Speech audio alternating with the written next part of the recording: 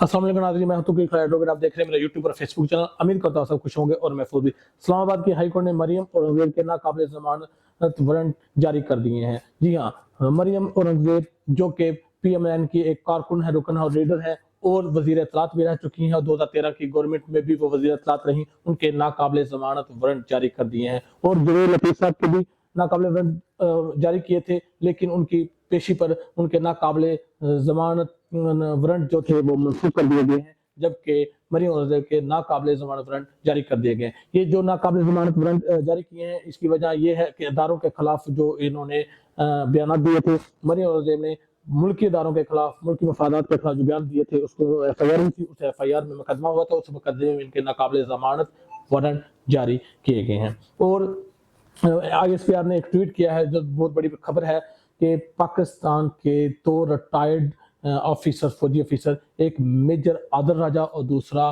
Captain Haider Mehdi साहब को court martial कर दिया गया। जी हाँ, पाकिस्तान के 2 एक्स कह लें अफिसरान, आर्मी अफिसरान का कोर्ट मार्शल कर दिया गया, जिसमें मेजर आदर राजा साहब का और आज मेजर आदर राजा साहब को 14 साल की कैद बामशक्कत सुनाई गई है और कैप्टन हैदर मेहदी साहब को, कैप्टन हैदर मेहदी साहब को 12 साल की कैद बामशक्कत सुनाई गई है। उनका कोर्ट मार्शल कर दिया गया और इससे पहले वो अब अपने नाम के साथ मेजर या कैप्टन नहीं लगा सकते। मेजर आदर राजा अपने नाम के साथ मेजर नहीं लगाएंगे और कैप्टन हैदर मेहदी अपने नाम के साथ कैप्टन नहीं लगाएंगे। ये 2 जो अलकाब थे, जो ओहदे थे, ये जब्त कर लिए गए हैं और उनका कोर्ट मार्शल कर दिया गया है। और मेजर आदर राजा साहब को 14 साल की और कैप्टन हैदर मेहदी साहब को 12 साल की कैद बामशक्कत सुनाई गई है।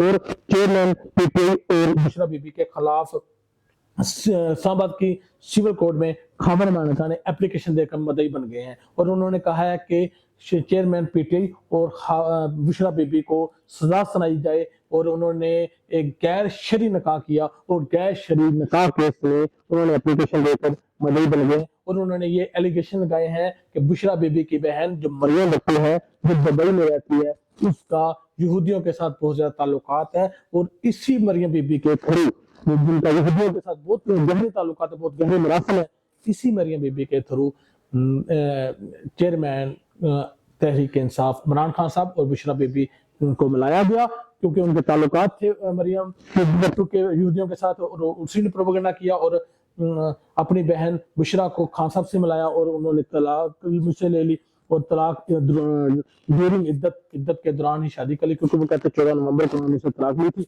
और उन्होंने शादी करनी थी आफ्टर 90 डेज, यानी कि 3 माह के बाद इद्दत का दौरानिया मुकम्मल होने के बाद उन्हें शादी करनी थी, लेकिन उन्होंने इद्दत के दौरान ही शादी कर ली। और ये इस केस में उन्होंने गैर शरई निकाह किया है, उस गैर शरई निकाह में वो क्या बन गए हैं जी, मदई बन गए हैं। ये तमाम ये खबरें थी हमारे पास और इन खबरों में जो इम्पोर्टेंट खबर है वो ये है कि ये इससे पहले जो मोहम्मद हनीफ साहब ने केस किया हुआ था, उन्होंने केस वापस ले लिया, ये भी गैर शरई निकाह का।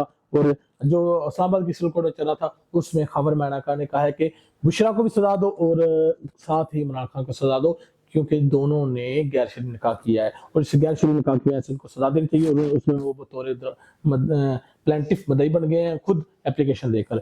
और इन हालात वाक़े में उन्होंने एक इंटरव्यू दिया जिसमें उन्होंने एलिगेशन लगाए हैं कि खान साहब ने मेरी वाइफ को किस तरह बहलाया फुसलाया और मेरी वालदा कहती थी कि खान साहब अच्छा आदमी नहीं, इसको घर में ना आने दो। ये बात 5 साल तक उनको याद नहीं आई, 5 साल तक वो खामोश रहे। इससे पहले वो बयान दे चुके हैं, इंटरव्यू दे चुके हैं कि खान साहब जैसा नेक आदमी कोई नहीं, मेरी बीवी जैसी नेक बीवी कोई नहीं, मेरी बीवी पाक पर्दा नेक साले औरत है और वो पाक पर्दा, उसने किसी आदमी को देखा नहीं, वो पीरी मुरीदी करते थे, वो पीर थी, खान साहब मरीद थे और मुर्शद और मरीद का रिश्ता था।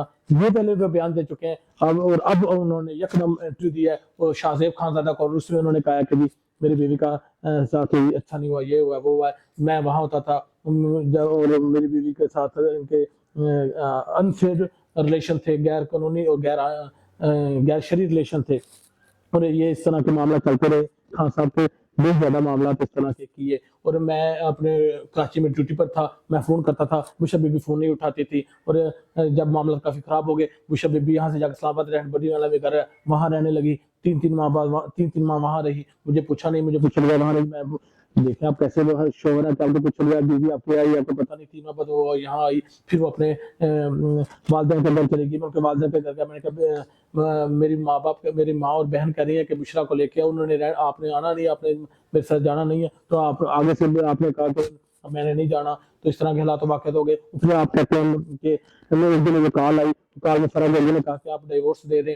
میں نے کہا یہ کیا آپ کہہ رہی ہیں، کیا کس بات پہ ڈیورس دے دوں میں، پھر یہ بھی بات ہوتی رہتی ہے، کیا بات ہے. تو پھر آپ کہتے ہیں میں ان کے والدین کے گھر گیا پاک پتن میں، وہاں جا کے میں نے پوچھا، میں نے کہا جی پنکی بشرا بیبی پنکی یہ کیا بات چل رہی ہے کہ فرح مجھے کہہ رہی ہے کہ آپ ڈیورس دے رہے.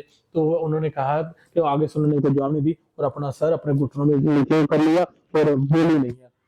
میں پوچھتا رہا کیا بات ہے، انہوں نے کوئی جواب نہیں دیا. مجھے غصہ آیا، میں واپس آ گیا.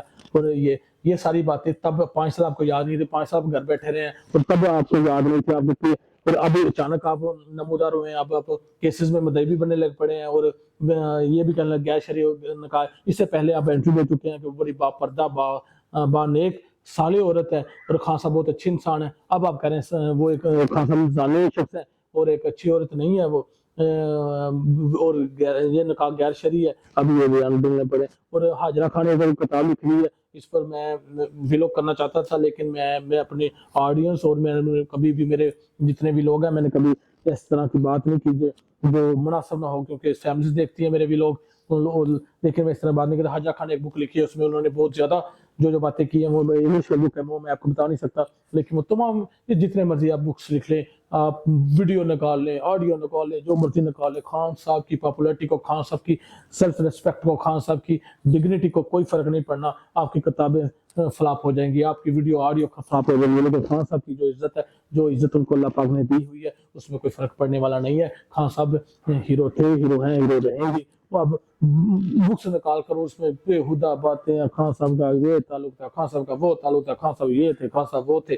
2011 سے میرا تعلق ہے، 2023 میں بک آ رہی ہے، 2023 میں 10-12 سال بعد آپ بک لکھ رہے ہیں. ابھی 11 سے آپ کا تعلق ریلیشن میں رہے ہیں، تب آپ کو یاد نہیں آیا. اب آپ کو یاد آیا. خان صاحب ایک وحشی جنونی سیکشول ابڈکٹ سیکشول جو عادی انسان ہوتا ہے، سیکشول یہ انسان ہے. یہ بکس لکھنے سے، آڈیو نکالنے سے، ویڈیو نکالنے سے کوئی فرق نہیں پڑنے والا. خاور مانے کا کروانے سے کوئی فرق نہیں پڑنے والا. خاور مانے کو کب یاد آ رہا ہے اور حاجرہ خان کو 12-13 سال بعد یاد بک لکھنے کا یاد آ رہا ہے. اس سے پہلے ریحام خان ایک کتاب لکھ چکی ہے، کوئی کتابوں نے کوئی فرق نہیں. اور ریحام خان نے جو کتاب لکھی تھی وہ 2018 کے الیکشن سے قبل لکھی تھی اور تب پرائم منسٹر عمران خان نہیں بنے تھے، لیکن اللہ پاک نے ان کو پرائم منسٹر بنایا اور وہ پرائم منسٹر بنے. اس بک نے خان صاحب کی پاپولرٹی پر، خان صاحب کی ڈگنیٹی پر کوئی فرق نہیں ڈالا. اور اس لیے اس سے پہلے وہ آشا گل الائی نے جو ایلیگیشن لگائے، بہت زیادہ ایلیگیشن لگائے، بلیک بیری میں مجھے میسیجز یہ وہ فلان، اور وہ کوئی بھی خان صاحب کی ڈگنیٹی، خان صاحب کی ریسپیکٹ، خان صاحب کی پاپولرٹی میں یہ تمام بکس، یہ تمام ایلیگیشن کوئی فرق نہیں ڈال سکتے. اللہ حافظ.